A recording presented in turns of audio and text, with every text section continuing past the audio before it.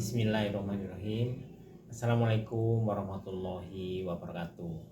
Saudara, kita akan melanjutkan diskusi kita kali ini tentang memulai bisnis atau melaksanakan ide bisnis. Kita sudah pernah membicarakan tentang merealisasikan ide bisnis, yaitu dengan 6 langkah. Yang pertama itu memilih ide yang mungkin, berikutnya mempertimbangkan kekuatan, kelemahan, hambatan, dan ancaman. Terus membuat jadwal untuk merealisasikan ide, mengorganisasikan sumber daya, kemudian melaksanakan, dan yang keenam itu berdoa dan tawakal. Nah, sekarang kita akan melaksanakan ide bisnis itu. Kita betul-betul memulai suatu bisnis itu. Yang pertama, kita mesti memulainya dengan menyebut nama Tuhan yang Maha Pengasih dan Maha Penyayang. Artinya kita mulai upaya kita ini dengan berdoa sepenuh pengharapan kepada Tuhan yang Maha Kuasa, Tuhan yang Maha memberikan rezeki, Tuhan yang Maha memberikan kepada kita kemudahan-kemudahan.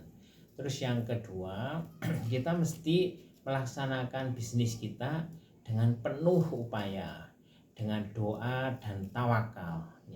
Tidak boleh tidak dengan itu. Jadi harus betul-betul sepenuh hati. Yang ketiga, kita mesti memperhatikan aspek legal atau aspek hukum, baik itu hukum agama maupun hukum negara. Yang terkait dengan hukum agama itu kita mesti memperhatikan kehalalan bisnis kita. Terus yang kedua itu adalah terkait dengan hukum formal, kita mesti patuh dan taat kepada hukum formal. Nah, saudara, para pebisnis milenial itu biasanya telah mempunyai ide-ide bisnis yang luar biasa heboh. Misalnya terkait dengan cryptocurrency, terus terkait dengan content creator, terus trading saham, terus trading falas, terus kemudian ada lagi banyak ide-ide bisnis era milenial yang luar biasa, yang baru-baru. Saya kira generasi-generasi yang lalu itu belum mengenal bisnis ini. Nah, para pebisnis baru ini, para pebisnis di bidang ini mesti memperhatikan aspek kehalalannya. Kalau misalnya itu halal, ya dilanjutkan. Kalau misalnya haram, maka harus di stop. Semacam itu. Terus yang kedua tadi terkait dengan ketaatan kepada hukum formal. Para pebisnis itu mesti sepenuhnya juga harus taat kepada hukum formal, ya. Karena negara ini telah diatur dengan peraturan perundangan, misalnya tentang lingkungan, tentang limbah, tentang keamanan pangan, dan lain-lain. Semuanya itu harus dipatuhi. Nah, terus langkah keempat itu harus memulai. Nah, ini intinya sebenarnya, harus memulai. Saya selalu menyampaikan kepada para pebisnis pemula untuk secepatnya memulai.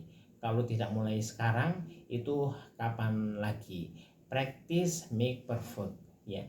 Kira-kira dengan berlatih dengan praktek, maka kemudian bisnis itu akan sempurna.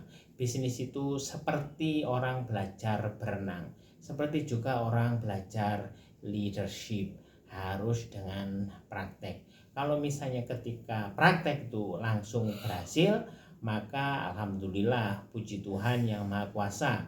Jika belum berhasil, ini adalah langkah menuju keberhasilan. Nah, saudara, bisnis tersebut harus kemudian dijalankan dengan tekun, dengan utuh, dengan konsisten. Nah, video ini tidak panjang-panjang agar saudara mempunyai cukup waktu untuk memulai, daripada mikir terus nggak mulai-mulai, mikir terus nggak jalan-jalan, itu sama dengan jalan-jalan nggak mikir-mikir. Semoga pertemuan kita bermanfaat. Assalamualaikum warahmatullahi wabarakatuh.